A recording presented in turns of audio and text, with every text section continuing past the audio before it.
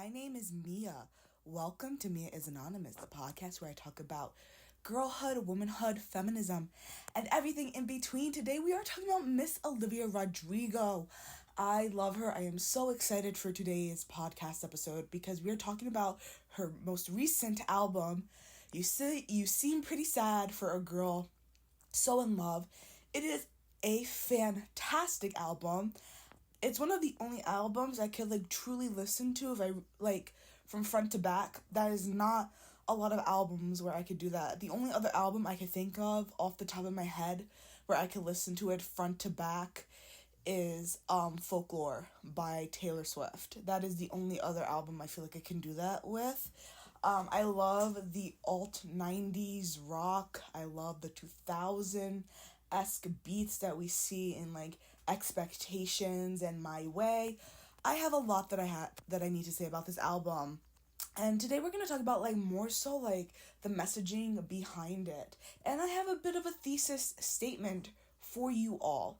It's maturity. For maturity, the price is young love. That is the thesis statement. I'm going to repeat it now. For maturity, the price is young love. So that is the thesis statement. Let me tell you something. This album was validating with a capital V. The storytelling, the epiphanies, the realizations all make this album masterful. The highs of obsession and how it can literally drive you to such intense feelings of pleasure. And we see that through Stupid Song and Maggots for Brains and even Drop Dead is oh my gosh, if you kiss me, I'm literally going to die. That's obsessive. That is obsessive. And I get it.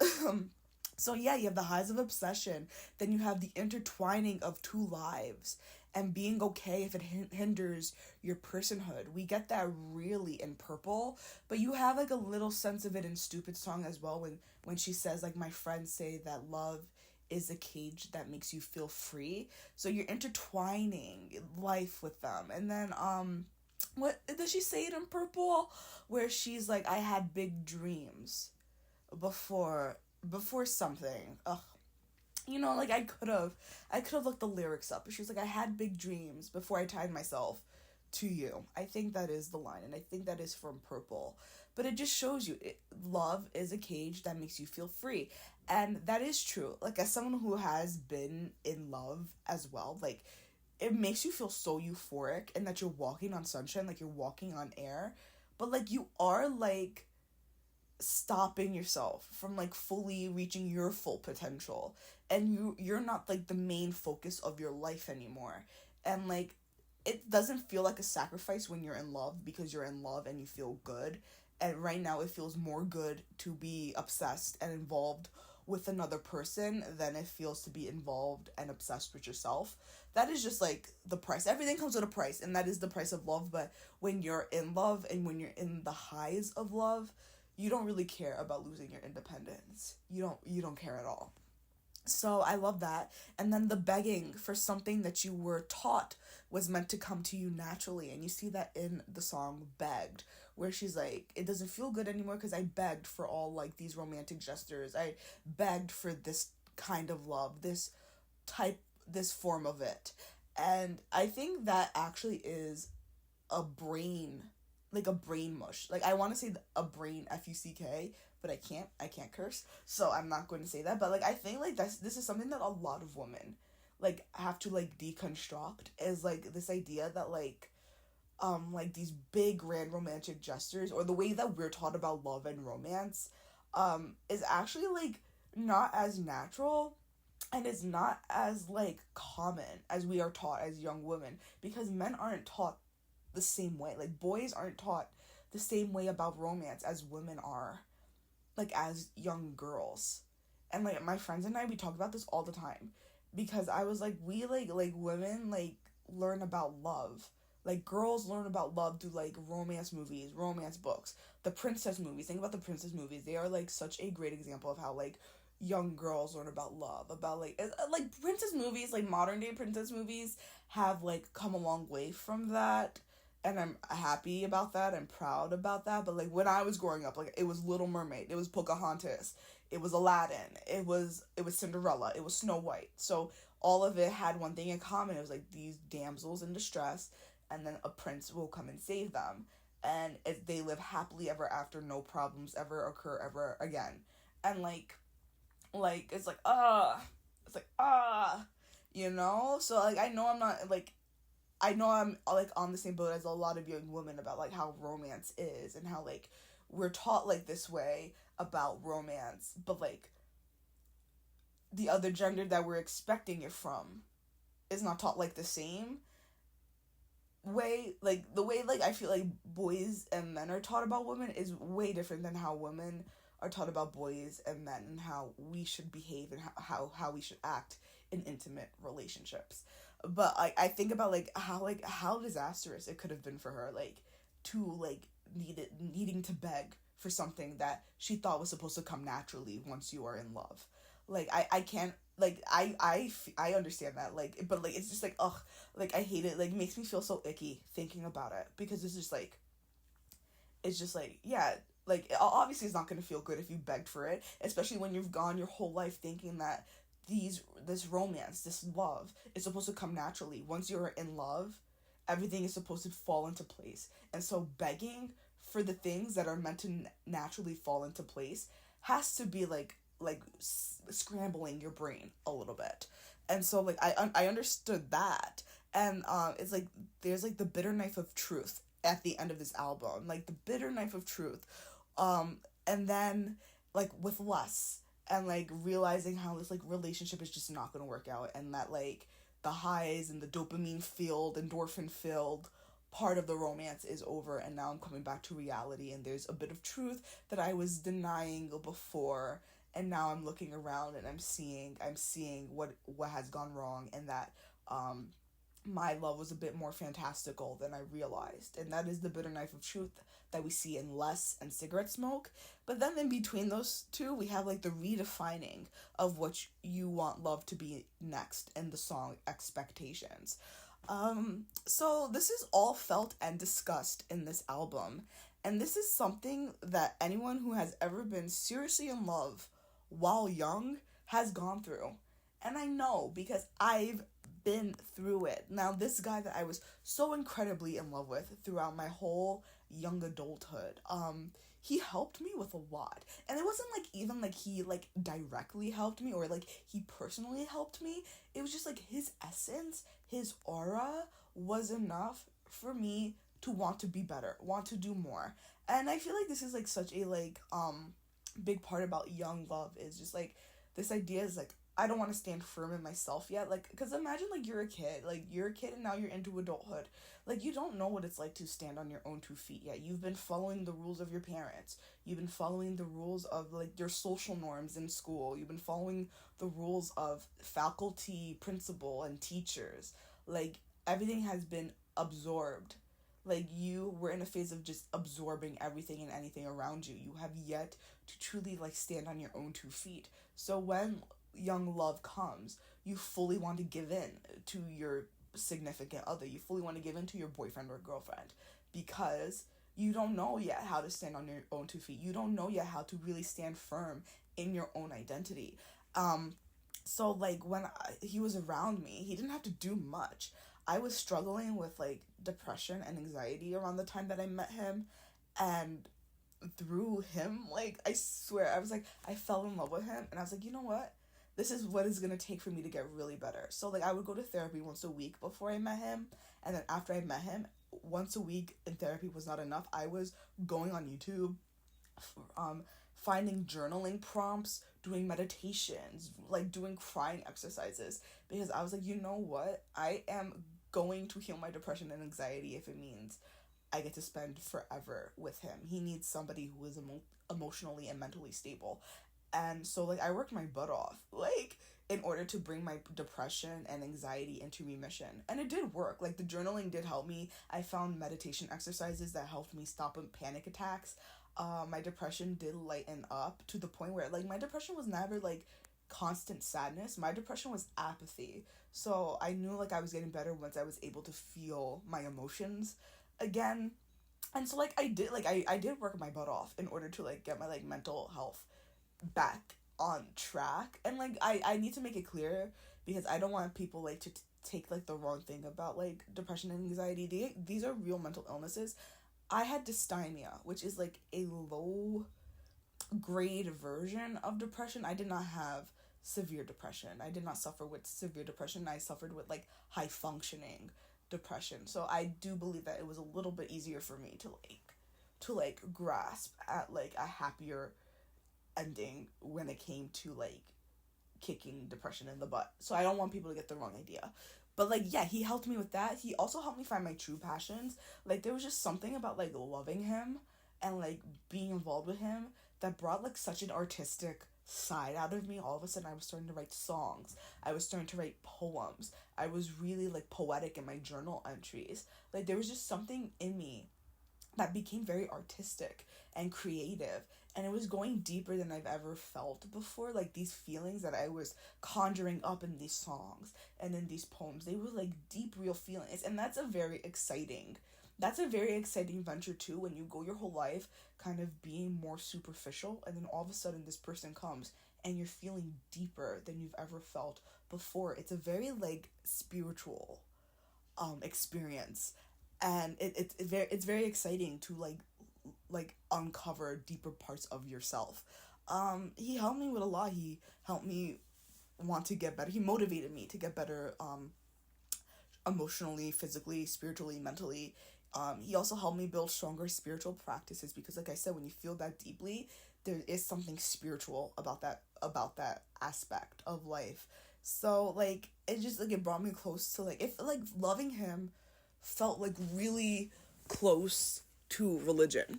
And that's why I think I love this album so much, because she even puts that into words in Stupid Song, when she's like, if there is a God, he's the bond that's between us two. And that's, like, the lyric from Stupid Song is, like, if there's a God, he's the bond that's between us two. And it's like, when you're that in love, it can feel very spiritual, and it can feel very, like, religious. It can be very holy.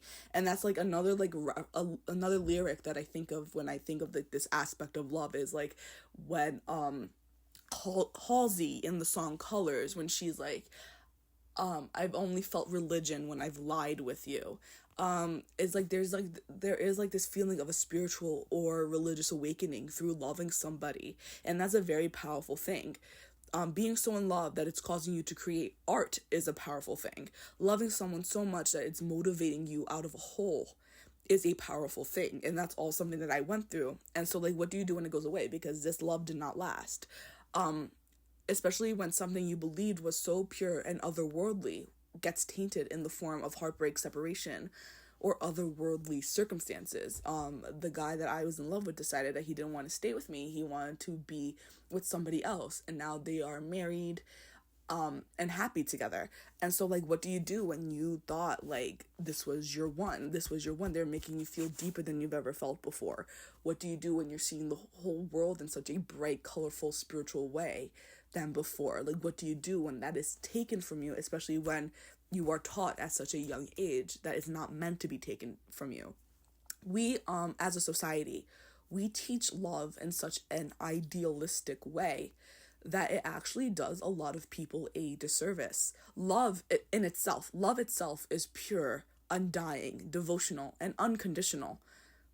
But we live in the real world. We are dictated by so much more than love. We are dictated by social norms, fear, politics, career, upbringing, etc., etc. Yet we put so much emphasis on love and what we want out of it, totally disregarding how these other factors play a role in our lives.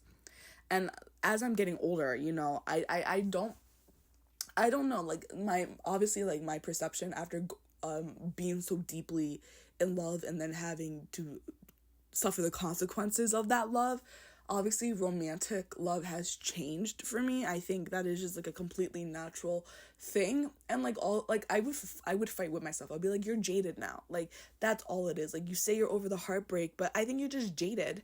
But I think that's not true. I think when you come out of it and you've grown from the heartbreak, you've grown from the love, your views on romantic love starts to change. And how I view romantic love now, it's just like faith and religion.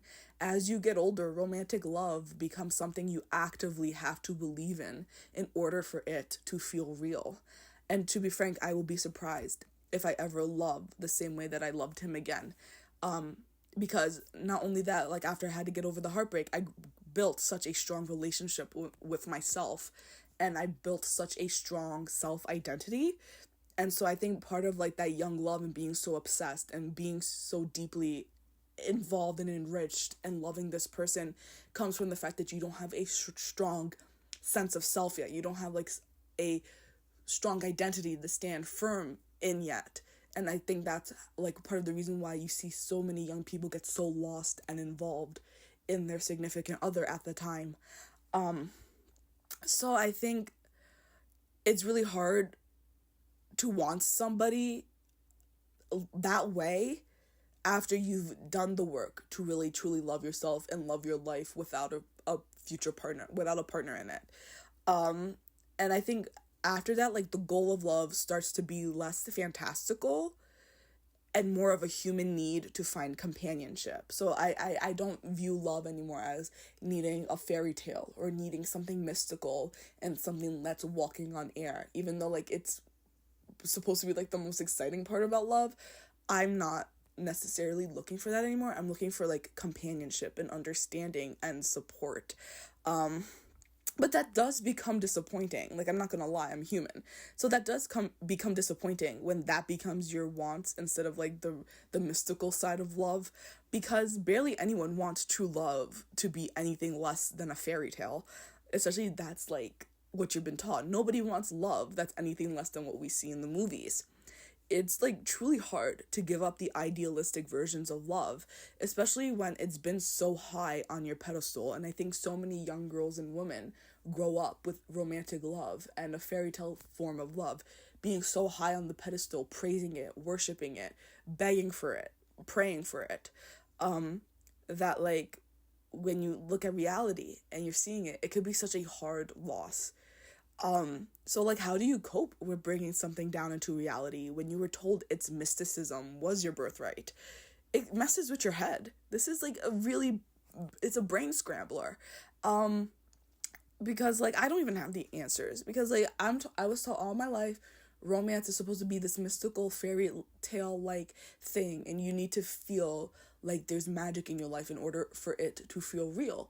But like, I think, and I go back to this thesis statement, I think when you mature and you really grow and you really learn and you really like come into yourself and into your own identity and into your own being, it is incredibly hard to go back to how it used to be when you were young and in love. When I was young and in love, I used to do my crush's like classwork. When I was young and in love, I was spending time. I mean, I would still do this now for my significant other, but like I would do it for a significant other. I was doing it for a crush. You know what I mean? When I was like doing it for a crush, I was like spending hours like making a birthday card, like drawing a birthday card for my crush.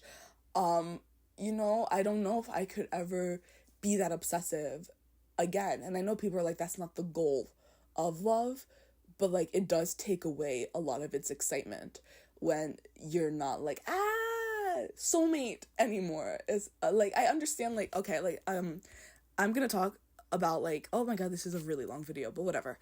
I'm gonna talk about Taylor Swift, and I think a lot of the reasons why there was such a disconnect to the life of a showgirl is because this woman was 35, 36 years old, talking about how she was saved from a man, and I don't think we expect that from a 36-year-old, because I feel like we think as like somebody who is as old as Taylor Swift would understand now that there is no like fairy tale when it comes to love anymore.